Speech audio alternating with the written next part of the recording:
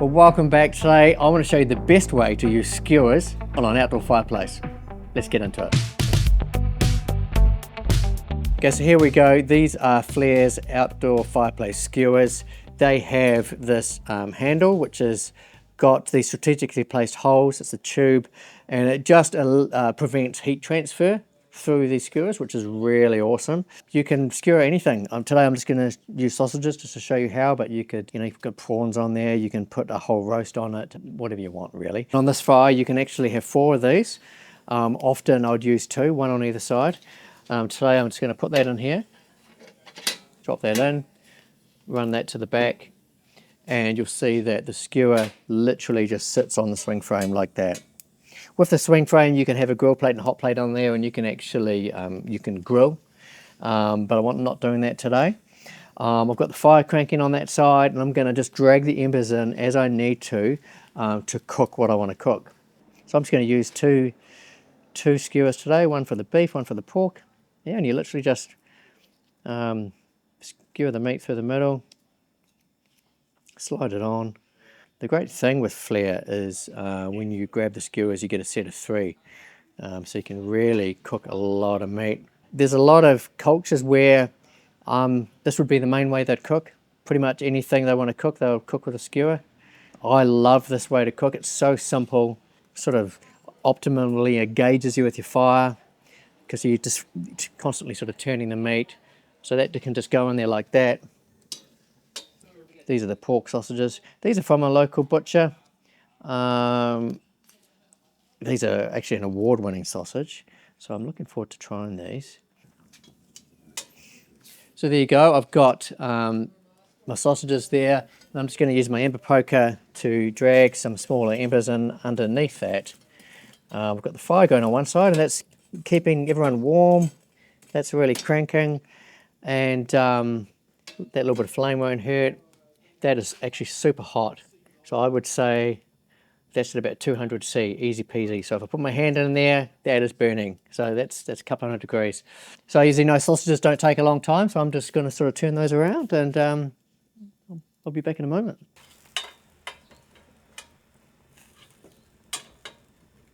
The great thing with the prongs is these aren't hot. As I mentioned earlier, fire is cranking. That is really, really, really hot. It'd be great if you guys could feel just the temperature coming off this. That is cranking, that is super hot.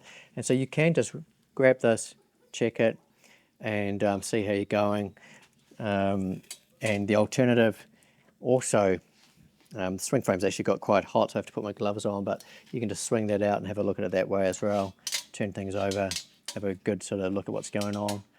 So you've got a couple of options, and that is great. There's barely any embers under that, but there's just so much heat in there. It provides a massive cooking platform, and you can actually fit 3 on there easy. I could easily put a 3rd set of prongs on that swing frame.